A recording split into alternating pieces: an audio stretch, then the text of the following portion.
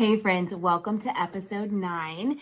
And I just wanted to let you know that today is a little bit of a rough cut. My precious friends, Jeff and Sheila Caddell, live in Asheville, Alabama, and they live in the middle of nowhere with very spotty internet. So today is a little hit or miss in terms of some of the audio quality. So if that's hard for you to understand, for most of you, I think it will be fine. Go over to YouTube and watch this episode with captions and you'll be perfectly fine. So this is such an important episode. There was no way I was going to cut it from season 1. So enjoy. I think you're going to get a lot of great nuggets from it. But again, if the audio is hard for you to understand, pop over to YouTube, watch it with captions, and I know that you'll enjoy it. So thanks for following along on season 1. Wait until season 2. I've got some amazing stuff coming for you. So have a great day. Enjoy episode 9. Hello and welcome to the Venue Success Podcast. I'm your host, Tirzah Caffee, and today I am joined by my dear friends and colleagues, Jeff and Sheila Caddell. They are with Mountain View Farm Weddings in Asheville, Alabama, and today we're going to take a deep dive into the all-inclusive model, and I'm so deeply excited to talk to you guys about that. But before we get started, it's time for Crazy Stories with Tirzah because people have lost their minds. And up until this point, I've been pretty good about sharing stories that were like kind of a ways in the past. And today I'm going to risk it and I'm going to tell a story of something that just happened a couple of days ago at this previous weekend's wedding. And honestly, like stories like this should scare you because owning a venue is a huge liability, and I think it's something that we don't talk about enough. And I hear, honestly, more commonly than I would like, stories of people that have lost their venues because of people that have sued them for everything that they have, and they just cannot continue. So, of course, any of us that have been in the industry for any amount of time understand the risks of having a public space where there's alcohol involved, children involved, and that is what today is about, is something that happened with an 18-month-old child at our venue just recently. So basically what happens is, and we could all like raise your hand and be like, oh my gosh, amen, like these children that are unsupervised, and you could put every policy and guideline that you want. It's very difficult to enforce parents to watch their children, right? And they're just running around. You're trying to serve dinner. These little kids are running around. Well, it was actually the nephew of the bride, and there was little cousins, and they're running around. One's 18 months old, one's a few years, maybe a year older, something like that. And they're running around, and they collide into each other. And the smaller one falls underneath the bigger one and bumps his little head. All of a sudden, people are screaming and no one knows what's going on. It's like mass chaos, and the dad's like, call 911, just yelling, and it's like dinner service, right? And everyone's like running over to this kid. My team can't even really see what's going on, but they look over and they see the dad doing CPR on this 18-month-old kid. And we're like, oh my gosh, like what is happening? So my wedding planner calls 911, as she should have. And I'll spare you tons of the drama in between all of this. But basically, when the ambulance got there and the fire truck, which I think is pretty common for both of them to come, they come in, it's a big hullabaloo. And by this point, the child is like completely fine. The child never stopped breathing, but the dad was doing CPR on this 18-month-old child that never stopped breathing, and he was dazed and confused. He just bumped his little head and was dazed and confused, and the dad thought that it was a great idea for him to do CPR on this 18-month-old child. And so the paramedics were there. Thankfully, my husband, who's also co-owner with me, was there. So we were very grateful to have ownership there as well. I was not there, unfortunately. And the paramedics were just like, they were like shaking their head at the whole situation. Like, this was not a big deal, this child. And they're like, we can tell if someone has stopped breathing. Like, there's evidences, and they show it for a while if they stop breathing. And they're like, this child never stopped breathing. They're totally fine. They just got kind of like the wind knocked out of them, because they fell. I don't know. And, but with all of this, my husband was telling me, he was like, the family was like, not even as concerned about the child as they were with the drama of it all. And the mom was like over in the corner crying, and everyone's all around her. And then the family is like, oh, great, now we're not going to be able to eat dinner. And now the buffet is going to be closed and blah, blah, blah, blah, blah. And it's just like, are you kidding me? Like, your child is laying on a gurney with this ambulance, and you're over here like asking my husband if there's going to be leftover mac and cheese. I'm like, literally, you're a crazy person. Like, you are a crazy person. And I know, Jeff and Sheila, you understand this so deeply. We've shared stories with each other, and Jeff has told me, like, Tirzah, I could write a book, like we could all write books about the crazy things that happen. And I think you can't honestly be prepared for situations like this that happen. Like, I never would have imagined that that something like this would have occurred. Anyway, that's kind of my crazy story. And it just, at the end of it all, like, they left. They never even took the kid for observation at the hospital. They're like, this child is completely fine. They came back to the reception.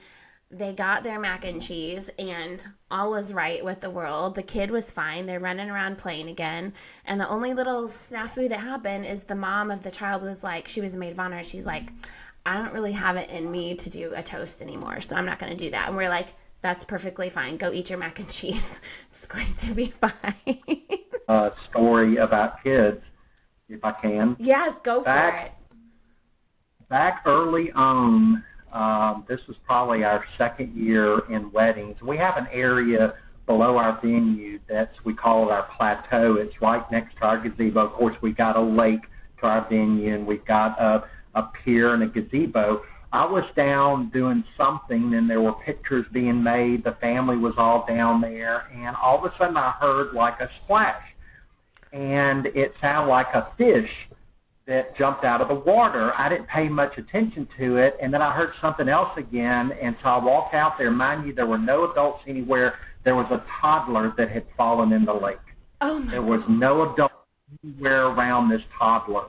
Fortunately, this was during when the lake was low, so the toddler was actually standing up in this part and was probably about chest high, wasn't crying, was silent. So I just reached down and I pulled the kid back up, soft and wet, and as soon as I did, one of the parents or adults saw that, and they came running and everything. Never said, oh my gosh, we're so sorry, thank you for doing that. And I thought to myself, goodness gracious, people have lost their minds that do not watch their kids at weddings. They really have. So we have to be very conscious of that here because of having a lake and dangers everywhere and being outdoors. So we talk to our couples a lot about that. Think through that if you want to have a lot of kids there that have to be managed. Oh my goodness. Maybe we should do a whole episode on children weddings, because let me tell you, it really is dangerous. We also have a water feature at our venue, and we had a wedding. It was actually this past Saturday. Hurricane Helene came through North Carolina, so we've been trying to help some of them. So we had a last minute event, and there was just a lot of children there. And I actually didn't really know that, sometimes we'll hire extra staff just to manage and watch the property when there's extra kids, but I didn't know. And sometimes I've been known to like kind of try to scare the kids a little bit. Like I've told, I'm not proud of this, but I've told kids, we have a really big snake, and if you don't stay by your parents, the snake will come out. We have an alligator. We have an alligator. You have a real alligator? Like, oh no. But the kids will be down at the lake, and they're not being watched. The kids, y'all need to come away. Y'all need to come back up here because you need to go away because there's an alligator. There's an alligator. And then one time you saw all four of them just run away. Okay. Okay, I don't feel so bad. I knew you guys are like-minded. I'm just like, we tell the parents, like, you have to watch your kids, but I mean, they're drinking, they're having fun. They think, oh my gosh, look at this big park that our kids just get to run around, and they're running through our flower beds and like picking all the flowers. And I'm like, oh Lord, help me. Like, oh Lord, help me.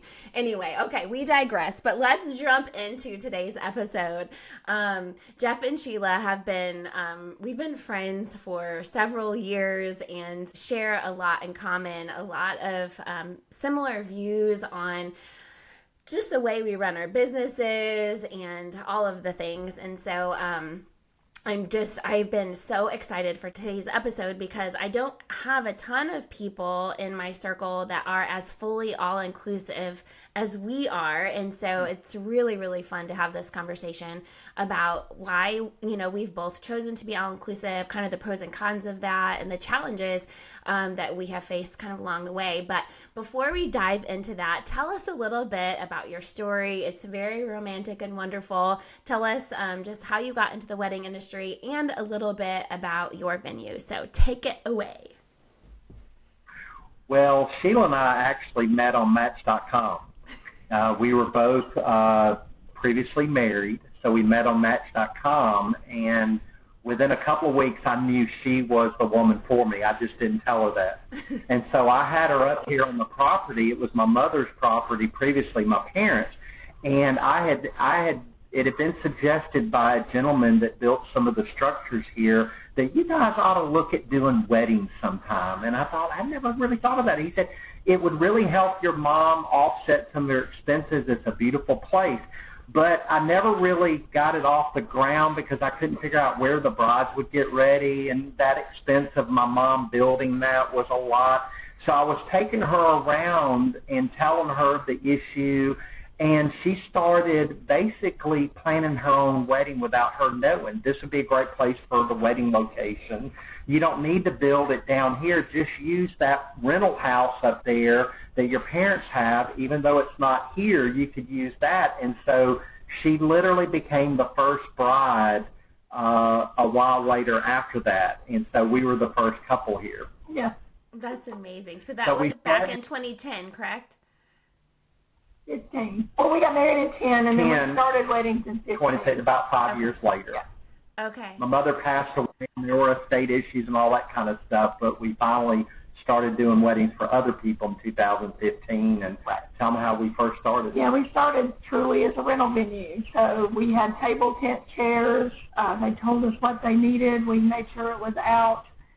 But they did everything else. They stressed out all of the other details, who was going to be there, vendor-wise, everything. How the day went, we really didn't get involved in any of that. We just made sure they had a clean area to come to, and it was functioning for a wedding.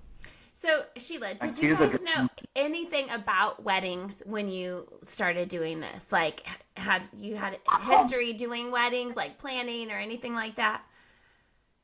I had done a lot of event planning with the company that I worked for 30 years. So I had planned many parties, did my mom and dad's anniversary, did several friends' weddings. So, yeah, we had that, and then we both been hosting type backgrounds of hosting people. And I always had large events, had a large air show on the property. I mean, over 3,000 people here. So it wasn't, we saw the craziness that was going on, and we just really felt like our experience could help couples do it better. And so that's when we started pursuing wedding certification, design certification, and those kind of things, just to get more into that realm. And then we started actually doing weddings inclusively. Okay. So tell me a little bit about the process that you went through. So correct me if I'm wrong. So you're saying you had this blank slate, you know, they could come in and do whatever they wanted, but it was mass chaos. And you just felt like, oh, like my experience could really help this be better. Did you crank the numbers and, you know, figure out like this is going to be more lucrative for us? Or was it more just really about like we could simplify this for the couples, or was it a little bit of both? It was at first due to our sanity. Yes. We were going crazy. I'm So, seriously. well, I mean, we would literally see couples that came in so stressed. Their families were stressed. There was so much drama. And failures of vendors, and we call them frienders because they were always a good friend that did something and helped them out, or they wouldn't even show up. And so just the whole stress level from cakes falling, floral disasters, we knew that we could make it more of a joyful day, which is what it should be for a couple and their families, and their guests. It shouldn't be this crazy drama thing.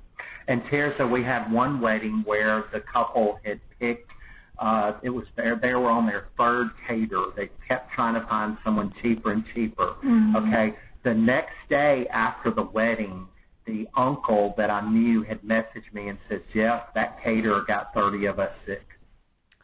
30 people got sick off of that food. And that right there changed us. We didn't allow just anybody after that come on our property, especially restaurants. Restaurants were notoriously bad. They would come and just drop it off like this one did. They weren't there with hot boxes and managing it. So it was due to all the disasters we saw, all the couple stress, all the drama. We just said there's got to be something better that we can do to help people and also help us have a more enjoyable experience being bingo. Right. Totally. It's more the management, seeing things not managed. Right. That was hard for us.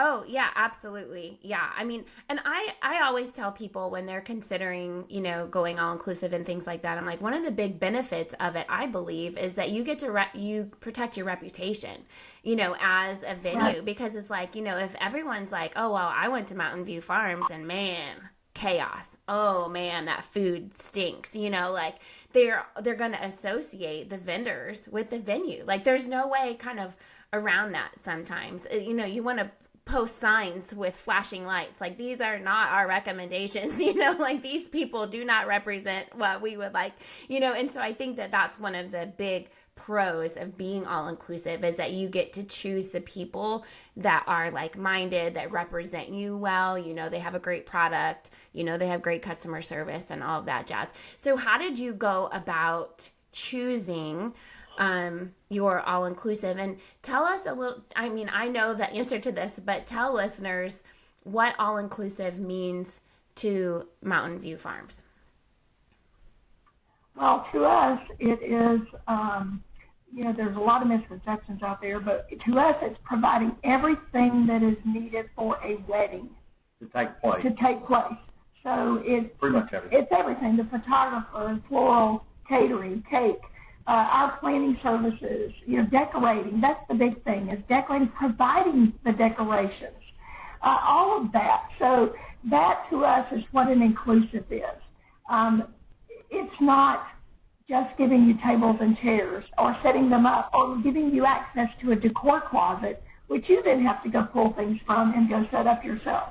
It's doing all of those services. So our brides literally walk in, they see everything set up, and it's just, you can see that burden was lifted off of their head when they walk in, and they'll start to tear up, or their family will just be in awe, and they'll just walk around and just say how gorgeous and beautiful it is. And a lot of it is because they haven't had to do any of it. Yes, I totally agree with you. So what if someone comes and they're like, hey, I have a baker that I really want to use. I don't need to utilize your cake, for instance. How do you handle situations like that? Well, we actually don't have that happen very often, but when it does, we just tell them we want your day to go smoothly. So we have 3 cake people, including one that is a actual culinary trained pastry chef, and usually that takes care of it. But if we get into a conversation, they're not always recommending for us to accept someone professional. It's always a grandmother, yes, or it's a friend who does cakes on the side, and that's when we get into our stories about when we've seen icing peel off of a cake, oh, yeah, or a cake fall. I mean, I don't have 1 or 2 instances. I don't have enough fingers on my hand 100%. To tell you all the yes. we had. Yes. And it's the same way with catering. When they talk about that we have a caterer in mind, I will always ask, well, who is that caterer? And I'll tell you, I cannot remember the last time they ever mention someone quality. And a lot of times, especially with us being in a rural area, it is someone illegally in operation. Seriously, our area has lots of illegal caterers. There's one down the street from us here that has about 4 or 5 grills in their backyard, and that's the catering kitchen. And the health department doesn't shut them down. So we always get into the experience that you want to have someone that's going to be there on your day, that it's going to do a great, fantastic job, and you walk away with none of those stresses and a great experience. Right. Right. No, I think it's so true. And I think people, in my experience, a lot of what we're doing with these couples is educating them, right? And it's so hard because and I think that's what's challenging with this all-inclusive thing. Sheila, you mentioned, like, it's not just having a decor closet or having tables and chairs. I get so frustrated when I see venues that use the word all-inclusive and that's what they have. And they have a preferred vendor list. And they're like, well, yeah, we are all-inclusive because we're providing you with the names of all these people, blah, blah, blah. But I'm like, if you're having to go and independently contract each of those vendors, I don't see how that's all-inclusive. You know, I don't go to Sandals Resort and have to pay all different kinds of people. You know, I go there and everything's included, you know, and I'm not being nickeled and dimed on things. And like I just think the term all-inclusive has been ruined kind of because there's just no consistency in what that even means. So we actually at my venue, we use the words, but more often we're saying full service. Because I feel like, yes, yeah. And I think it encompasses more, you know, because that, to me, that's like, that includes wedding planning and things like that. Because you guys are similar to us. Like, we have full in-house planning. The only thing that we don't do is apparel and invitations. Like, those are really kind of like, we don't touch any of that stuff at all. Like, we'll recommend people, but we're not really handling that. So talk to me about, because I work with a lot of coaching clients that want my help to transition them to all-inclusive. So there's a lot of curiosity about this. So how do you kind of partner with these vendors? Like, what has that conversation been like with them? And then how do your clients kind of see the breakdown? Or is it like, hey, here's a all-inclusive price for 150 people and it's like just a bottom line? How do you guys do that? Because I have a sneaky suspicion you and I do it a little bit different. So tell us more about that. Yeah, so we're just basically an all-inclusive price. We don't break it down, this much in floral, this much in food. We don't do that. We've worked deals with our vendors that we work with. We consider them really staff because they're here all the time. Independent contractors. They're independent contractors.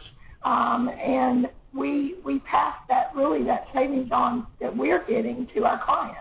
So they get a really good price. When they start trying to add everything up all by themselves, they go way over the number that we have. And that really kind of just hits home with them. They understand that this is a really good deal and it takes all that stress off of them.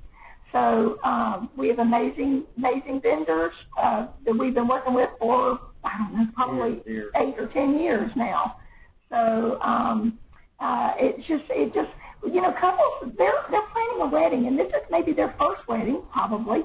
They have no idea. They've never done any type of event, so they're going to rely on friends and family to give them suggestions, or heaven forbid, go out on Facebook and ask for recommendations and get 900 different people. Well, who's going to vet all of those folks? Who's going to go? That's just adding to their burden of stress.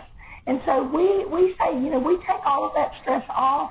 Here's everything that we include. We go through it all, and you can just see the light bulb going off in their head when we really get to explain everything that is in our wedding experiences here. And that's, I think, what really sets us apart and really does make it easier to explain. We just go through all those details. And so starting 2-3 years ago when we started including catering, up to that point we didn't include catering. It was an add-on. But we included the planning, the cake, the floral. When we started adding catering, we needed to come up with something we thought was simplified. So all our weddings on the weekend, whether it's a Friday, Saturday, Sunday, starts at 50 people. And then you add people, and then we tell our couples it's not adding a plate of food, it's adding a seat at the ceremony, a seat at a table fully decorated, a plate of food, a slice of cake, and beverages, tea, lemonade, whatever. And you add that per person, so a couple can look at it and go, okay, that's a price for 50. We're thinking we're going to have 75, so you add 25 to that, and boom, that's my cost. Same thing for the floral. Each day has a different amount of floral. Our Fridays have 5 bridesmaids. Our Saturdays has 7 bridesmaids, and our Sundays have 3. And so rarely we see floral bouquets being added on a Saturday, for example. Right. Occasionally we do, but we're seeing a lot smaller wedding parties. So we think we're in the sweet spot right now with what we include. Same thing for Sundays. Someone wanting a romantic Sunday afternoon wedding, they're not thinking 9 bridesmaids. No. But if they are, we have a certain cost per bridesmaid floral to add to that. Of course, we have add-ons if they wanted, a floral spray on a cross or floral in a chandelier. But other than that, there's really not add-ons besides per people and extra floral. Yeah. No, that's same really, thing I was going to interesting. I was going to tell you regarding photography. There's a lot of venues that will say all-inclusive, but they won't include photography, and I get that a lot. We do include it, and we have found the way we do it, it makes it very simple for us. We have 5 photographers. Now, they don't work exclusively for us. They do weddings at other places, and so what we do commonly is when we have like a phone consult that we do with a client, we'll talk about the photography. When they come here, we'll show examples, and I usually try to narrow it down at the booking. Do you like the light and airy style? Do you like the more natural light? And we'll usually narrow it down to a couple of photographers, and right there we'll text the photographer, and a lot of times by the end of the meeting, we've already got confirmation that of the 5, there's 3 available, and so that bride leaves from that contracting knowing these are the 3 photographers that you can choose from. I can't remember the last time we've had, with the way we market and talk, we've had a bride go, well, what if I had my own photographer? We just really don't get that, because when they see our amazing pictures and the whole experience, if they have a friend that they want to do it, when they compare those pictures, they go, no, I want the pictures at Mountain View. Well, and we encourage, we'll say, consider your friend for an engagement session. If you want grandmother to make that cake, let her make it for one of your showers. Those kind of things. So they still be involved in part of the process, but not part of the process here. Yeah. And I think, part of this, you guys would consider yourselves a pretty rural venue, correct? Yeah. Absolutely. So I think that there's, your model is very perfect for where you're at. And I think for us, being a city venue, like in the heart of, like, I could see basically downtown Charlotte from our venue almost, like we have a little bit of a different struggle in the way that we kind of present some things. And I'm just going to say this very shortly, just for the sake of listeners understanding kind of a similar model but presented a little differently, is that the only required vendor that we have at our venue is the catering, because I firmly believe with all my heart that the food is one of the most important elements to a guest experience, and it's just so vital. And secondly, it is a very huge part of our revenue because of the relationship that we have with that. And so I knew that was going to be a really important relationship to foster. But we have connections, obviously, that people can basically go through, and they get to customize their all-inclusive experience. And if they choose to not use our DJ, for instance, we charge an outside fee, and it's $350. And so this is something that I actually thought to do a few years ago, because I'm like, we were getting we were getting a little bit of resistance with people about the DJ specifically, because people here have very strong opinions about that, and we have a lot of people of different ethnicities, and they might want someone that's a Spanish speaking DJ or things like that, and our in-house DJ is not bilingual, and so we were trying to like navigate this, because we know, kind of to what Sheila's saying, like these vendors can be really challenging, and it adds so much more stress on us actually dealing with some of these vendors, even more than our clients sometimes. These vendors can be extremely unprofessional. And so we were like, how can we say yes, but also kind of be saying no? And so that's when we started doing this outside vendor fee. And it almost eliminated the issue when we started doing that, but allowed us to say yes. Like, you want to bring in your own cake? That's great. $350, because we're going to have all this extra communication with them. We know all the extra work it's going to be. And so that's been an interesting thing for us. And like with flowers and all that kind of jazz, we actually have a 6-page document that we sit down with them and they customize it with us. It takes like an hour, and they go through and they get to pick and choose, because the city girls here want to feel that they are in control. They want to feel that they have a say, and that is just something that we've learned, and we know our people. And so I think if we did it the way that y'all do it, that works so perfectly for you, that model wouldn't work here. But we are still very, very all-inclusive, and probably 95% of our clients now use everyone that we recommend, which is wonderful. One thing I do want to throw in there is everything that we do is still custom. They still pick. They meet with the florist. They're picking their floral. They're meeting with our caterer. We actually have a personal chef, and he is the one that sits down, and we've developed some specific menus that we see continually: taco bars, Italian. We have our Southern good home cooking, which is kind of like your meat and three or your meat and two, that they can pick from. So there's still a lot of very great decisions and customizable decisions that our couples make.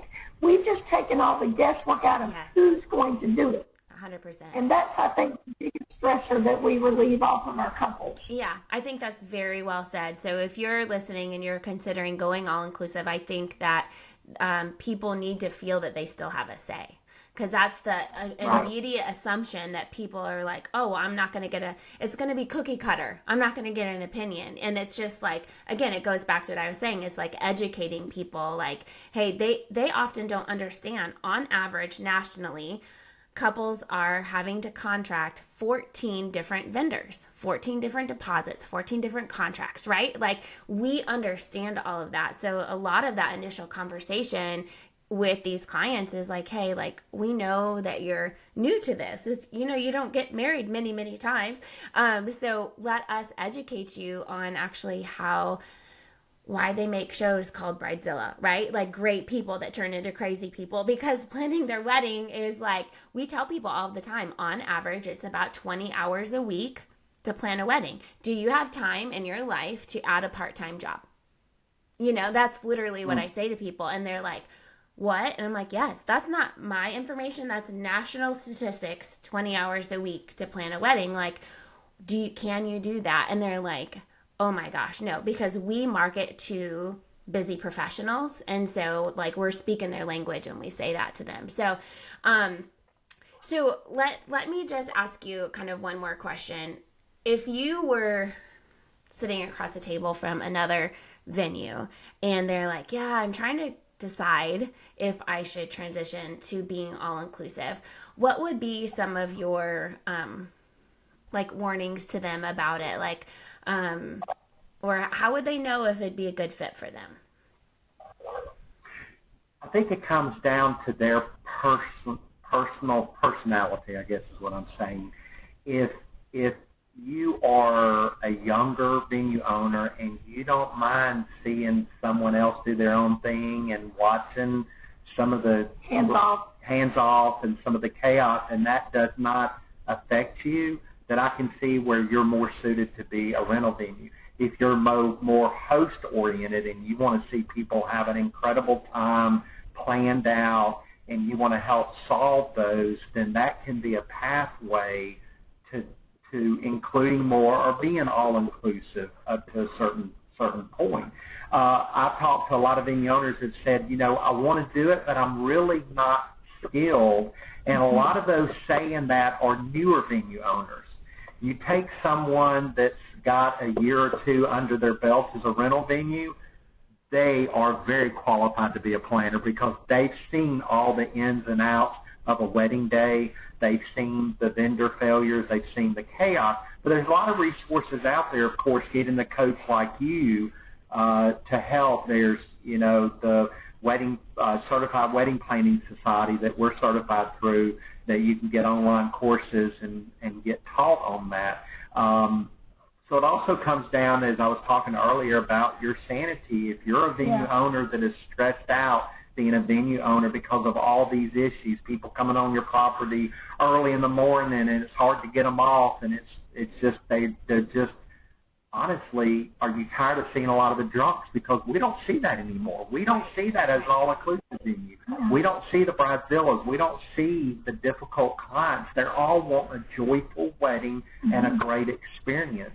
And that flows back down to our experience as venue owners and our sanity and where we get our motivation in seeing people happy. It helps. Yeah. That is so well said, because I think a lot of people have a totally different perspective, Jeff, that they're like, I want to be all-inclusive because I can make more money. Like, that's most of what I see. Like, if I do that, and I believe absolutely if you do it correctly, you can make more money for sure, but it is so much more work. It's not just, it is just so much. I watch how hard you guys work, and you're working your land, and I see Sheila out there on the brush hog or whatever it is. Like, I see how hard you guys work, and I know you guys see how hard I work, and it is, and we have a huge team. I have 8 full-time staff and 30 part-time staff to do what we do, because we are full, like, our staff are the ones running everything, 100 to 130 events a year. It takes, so then there's kind of cost associated with having to increase staff to be able to pull off this all-inclusive thing. And so there really kind of gets down to, like, you really have to dial in your numbers, understand like what it takes to pull off these events. You can't just be throwing noodles at a wall when you're going down this path. Like, you really have to fully understand it. And we don't have time to get into this today, but I would be remiss to not mention there's a lot of conversation about, and I know you see these things too, Jeff, people saying, do you charge a vendor to, like, do you get a kickback? And it's such a ugly word, do you get a kickback from these vendors? And people are like, oh my gosh, I would never go to a venue if they were charging a kickback and all this kind of stuff. But I want to say, if you have a preferred vendor, like a preferred list model, surely not, you're not going to be doing that necessarily. But I could tell you for myself, if I am giving 100% of my clients over to a caterer, for instance, you better believe that I am getting a kickback on that food. You better believe, if I'm referring everyone to that DJ, that I'm also getting a piece of the pie. Because they're like, for our DJ, for instance, has to do zero marketing. Zero. Like, we are their whole entire, we're just handing it to them, and they get like one email with the client, and that's it. So I'm paying crazy amounts of money for marketing. I'm doing all of this, advertising all the place. I'm giving them all my clients. Of course, I'm going to get a piece of that. I think it's important because they have to respect the relationship too. They have to understand that it is a win-win for everyone involved. And I think that that's really, really important. Otherwise, these vendors can become very entitled. And there's not enough time to go into that today. But I do think that it is very important for every vendor to understand and appreciate who's feeding them. You know what I mean? Quote unquote, who's, and respect that, I don't know if you have any feedback about that, but it's definitely something that I think there's a lot of misconceptions about. Yeah, I was going to add, I see a lot of the posts where venue owners will talk about, that they shouldn't get a kickback. I think a lot of that comes from venue owners that traditionally, 80% of venues probably out there, 90% are rental venues. And so they're looking at it, go, no, our couples pick who they want, and I'm not going to charge anybody come on my property unless it might be a kitchen fee, like $100 cleanup kitchen fee or $200. But when you have a model like we do, and you're giving, an outstanding service, and like for instance, we have one caterer she talked about. He's a culinary private chef. He is a trained culinary chef. He used to teach cooking classes and everything. He gives us a fantastic deal that we get to pass on and include in our wedding. Do we get a monetary kickback? No. We just get the product at a lot less. We had another caterer that retired a few years ago that came to us wanting to give us, on any wedding over 100 people, they wanted to give us a $200 commission fee. Right. On any wedding under 100, they wanted to give us $100. And we said, hey, instead of that, what can you give us that we can include in our packages? She came back. She also did cakes. She said, for every wedding, I'll give you a cake. So we started getting the cakes and dessert shooters, and we had that for 3 years where we were getting free cakes for every wedding. Yeah. And the other thing is, a lot of venue owners that talk about the kickback, when you let's say you had a manufacturing company and you manufacture widgets, and you sold an average of 100 widgets a day, and you have someone big comes to you and says, hey, Tirzah, I am very interested in your widgets and a national thing. I would like to buy 1,000. Will you give me a discount? You're not going to go, no, I won't give you a discount. Right. You're, of course, going to work out a deal. That's life. That's just life. Yeah. Right. Right. So, it really all comes down to, this is not something that is cut and dry for all venues. And I will say, it is one of the areas that I am niching down on really hard in what I'm coaching people to do. I just worked for 6 months with a venue out in California, and they were just like you guys were at the beginning, a completely just blank slate venue. And they wanted to really lean into destination weddings and full service. And so I came in, and basically what I did is I built their whole entire business in a matter of 3 months. We built it all. I interviewed all of their vendors that were joining their team. I created their contracts for them. I helped them hire staff to kind of work for the venue, to, help with tours and help with contract appointments and all of this, because I think a lot of times people don't understand it's like a spider web of it's a lot. It is a lot to figure out. And there's so much that goes into it, even finding vendors, interviewing multiple different chefs and florists and DJs and all of this. Let's not even talk about alcohol, because that is another huge thing we can't talk about today, but that is a big, big part of it.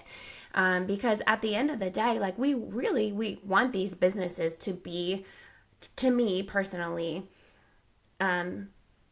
legacy money. You know what I mean? That we are setting ourselves up for retirement. I know you guys, we're all knocking on that door. It's thinking about our future. This isn't a hobby, right? It needs to be lucrative. And so that is one of my passions, is helping people understand their profit margins and understand, where they can be leaning into money that they didn't even expect that they could have, but transitioning to all-inclusive is something that is very hard, and most people cannot do it on their own if they don't have business savvy. Go ahead, Jeff.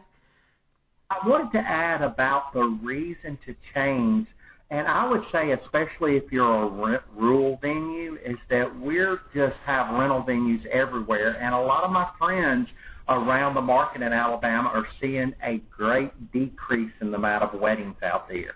And so for us, we wanted to be different, of course. But there's something I saw on TV a few months ago. It was a panelist on a news program talking about how the younger generation is turning away from marriage. We know there's less and less weddings every year. But they said something that really stuck out to me. They said in 1965, 85% of 24-year-old females were married, okay? So I said, wow, that's a lot. So I did a little research with Census Bureau statistics. And I asked the question about in the South how many that there were, and it was the same thing, 85%. So I asked 1985, how many 24-year-old females were married? That number dropped to 44%. Then I asked, okay, how many were married in 2023 at the age 24? Sadly, only 22%. So the point being, if you're watching this, you got to be on your game. You got to be excellent at what you do. You've got to have a coach like Tirzah or someone that will guide you if you're starting out, because if not, you're going to get lost in the game, and you're going to end up with a lot of venues around us that are slowly dying and going out of business because they're the same old venue. Yeah, there's a rental venue on every corner, so you've got to be different. You've got to separate yourself out, and you've got to be the professional. You've got to be the experienced person that someone's looking for. I'm so glad that you mentioned this, because it's about your differentiating factor. What sets you apart, and understanding that the couples today, they're stressed out, like you guys have said many, many times, and they are overwhelmed, and they're looking for simplicity. They're looking for ease and simplicity. They're busy. They have decision overwhelm. That's something that I say all of the time when I'm coaching clients. I'm like, you have to understand, like, couples these days, they've had helicopter moms. They've been a little overly protected, so they're getting into these situations, planning something. They've never had an experience making this many decisions all at once, and they're very overwhelmed. And that's why I think that the model that you and I both share is very important. It's very hard, but it's very important, and it is what sets us apart, because a lot of people can't pull off what we're doing. They can't. It's too hard for a lot of those people that are like, oh, I have this family land, I'm going to start a venue. I've never done anything in the wedding industry before. We are also seeing people, these venues that are rising and falling. In the last 4 years, I have never in my 31 years in this industry seen more venues failing. I hope if you're listening that scares you, because you cannot just think that this industry is low-hanging, easy fruit for you, because like Jeff was saying, it's like, no, there's so many venues, there's oversaturation like you would not believe. You have to be able to come in this and be like, hey, can I do this if I could work 5 years and not even make a profit? Can I do this and bust my tail and do the work it takes to learn this industry? Because that is a huge, huge, huge part of it. Understanding who's your ideal client and creating packages that meet the needs of your ideal client. There's just so much work that I see that people aren't doing because they think that the wedding industry is a cash cow, and it's just not. We hear people make that comment all the time. Oh, you got a wedding venue. Oh, yeah, that's. Or what's crazy is they'll come here for a wedding. Well, this is really nice. One man, he was 82 years old, and said, I've been looking for something to do. Maybe I'll open up a venue. And I was like, this is not a retirement supplemental business. One of our previous episodes, she was like, this is not a retirement gig. She was like, this is the hardest work I've ever done in my life. Like, this is not a retirement gig. And I'm like, no, preach it.